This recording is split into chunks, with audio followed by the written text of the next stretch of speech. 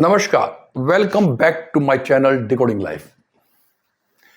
पिछली बार हम स्पिरिचुअल मैन से मिले थे और उनकी बातों से हम इतने प्रभावित हुए कि हमने सोचा कि चलो स्पिरिचुअल मैन से 2-4 मुलाकातें और की जाए। तो हम पुनः स्पिरिचुअल मैन के पास गए। वहाँ पे उनके चाहने वाले, उनके शिष्य उनके साथ बैठे हुए थे और हम भी वहाँ जाके उनके पास बैठ गए। इतने में उनके पास बैठे एक व्यक्ति ने कहा कि आप कहते हैं कि ईश्वर हमेशा हमारा साथ देता है। अगर हम सच्चे मन से ईश्वर का भजन करते हैं, हम समर्पण भाव से ईश्वर को याद करते हैं, तो ईश्वर हमेशा हमारा साथ देता है और हमारी कठिनाइयों को दूर करने में मदद करता है। लेकिन मेरे साथ ऐसा नहीं हुआ। स्पिरिचुअल मैन ने पूछा कि तुमको ऐसा क्यों लग रहा है?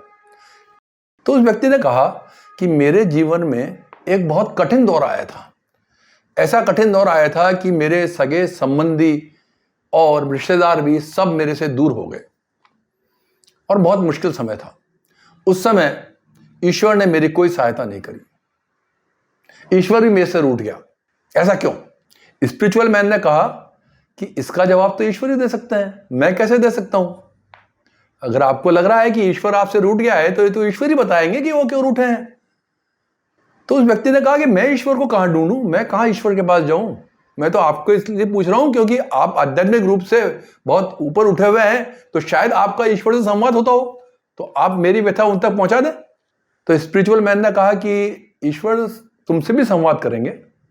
अगर आप सच्चे मन से ईश्वर को याद करेंगे तो अवश्य ईश्वर तुम्हारी सुनेंगे। ऐसा करो कि तुम रात को सोने के पहले ईश्वर का स्मरण किया करो कि मुझे आपसे कुछ बात करनी है, मुझे कोई शिकायत करनी है। तो हो सकता है कि ईश्वर आपको दर्शन दे दे। स्पिरिचुअल मैन के कथनानुसार उस व्यक्ति ने रात को सोने के पहले ईश्वर का स्मरण करना प्रारंभ कर दिया और ईश्वर का स्मरण करके रात को सोता था। एक दिन गुजरा, 2 दिन गुजरे, कई दिन ऐसे गुजरते गए, लेकिन उस व्यक्ति ने अपना क्रम बनाए रखा। वह रोज रात को सोने के पहले ईश्वर का स्मरण करता है और सो जाता। सुबह उठता, कोई याद नहीं रहता कि रात को ईश्वर का दर्शन हुआ या नहीं हुआ। वो सोचता था कि ईश्वर का दर्शन होगा तो उस दिन सुबह मुझे अवश्य याद रहेगा कि आज रात्रि को मुझे ईश्वर का दर्शन हुए थे। तो इस प्रकार वह निरंतर रात को सोने के पहले यह उपक्रम कर रहा था।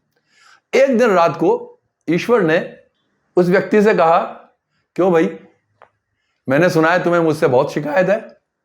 क्या शिकायत है?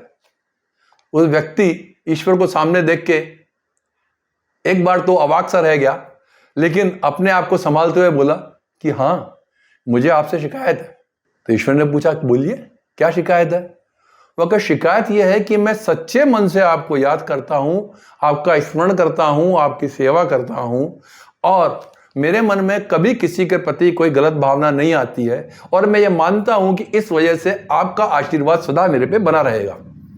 लेकिन जब मेरा मुश्किल समय आया, उस समय औरों के साथ साथ आप भी मेरे साथ नहीं थे, आपने भी मेरा साथ छोड़ दिया। ऐसा क्यों? इस पर ईश्वर ने कहा कि चलो मैं तुम्हें तुम्हारी जीवन यात्रा दिखाता हूं। और उस व्यक्ति के सामने एक चलचित्र सा चल पड़ा जिसमें समुद्र के किनारे रेत पे 2 जोड़ी पांव के निशान दिख रहे थे।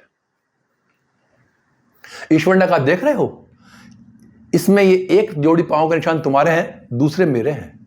मैं सदैव तुम्हारे साथ हूं। जब जीवन यात्रा चल रही थी, उस समय उस व्यक्ति ने देखा कि अचानक एक जोड़ी पांव के निशान गायब हो गए और सिर्फ एक ही जोड़ी पांव का निशान रह गया। तो व्यक्ति ईश्वर से बोला कि रुको, यही वो जगह है शायद जब मैं सबसे ज्यादा मुश्किल समय में था। ईश्वर ने कहा, बिल्कुल सही कह रहे हो, यही वो समय है जब तुम सबसे मुश्किल समय में थे। तो देखिए ना, उस समय आपने भी मेरा साथ छोड़ दिया, आपके पांव के निशान नहीं है, सिर्फ मेरे ही पांव के निशान दिखाई दे रहे हैं। ईश्वर ने मुस्कुरा के बोला, पुत्र, ये जो 2 पांव के निशान आप देख रहे हो, ये मेरे हैं। जब तुम्हारा मुश्किल समय आया था तो मैंने तुम्हें अपनी गोद में ले लिया था, तुम मेरी गोद में थे, और ये जो 2 पांव के निशान तुम देख रहे हो, ये मेरे हैं, ये तुम्हारे नहीं है। और फिर चलचित्र को आगे बढ़ा दिया। तो आगे जाने के बाद वापस एक की जगह 2 जोड़ी पांव के निशान, यानी कि 4 पांव के निशान दिखना शुरू हो गए। तो ईश्वर ने कहा, यह वो तुम्हारा मुश्किल समय जब आपका निकल गया, उस समय मैंने तुम्हें अपनी गोद से उतार दिया था। यहां पे तुम्हें 2 जोड़ी पांव के निशान मिलेंगे। यह सुनकर वह व्यक्ति द्रवित हो गया। कुछ दिनों बाद जब हम स्पिरिचुअल मैन के पास बैठे हुए थे तो वह व्यक्ति पुनः आए। स्पिरिचुअल मैन बोले कि कई बार आपको आभास नहीं होता है और एक अदृश्य शक्ति आपका साथ दे रही होती है, और जब आप किसी पूर्ण मनोयोग से कोई काम को करते हैं तो वह शक्ति आपका संबल बनाए रखती है और आपको उस काम को करने में मदद करती है। मुश्किल समय में अपने मन को दृढ़ रखना चाहिए। कबीरदास जी भी कह गए हैं, मन के हारे हार है, मन के जीते जीत, कहे कबीर हरि पाई है, मन की ही प्रतीत। कबीरदास जी कहते हैं कि यानी कि अब आपका मन अगर हार गया है तो आपको हार निश्चित है, और अगर आपका मन जीता हुआ है तो आपकी जीत भी निश्चित है। तो अपने आप को कभी डिमोरलाइज ना करें। स्पिरिचुअल मैन सेज कि मुश्किल समय में अपना धैर्य बनाए रखिए और पूरी शिद्दत, पूरे मनोयोग से अपने काम में लगा रखिए। So my dear friend, do all the work with full zeal and enthusiasm. You will definitely get success. That's all for today's video. We will meet again. Till then, goodbye. Namaskar.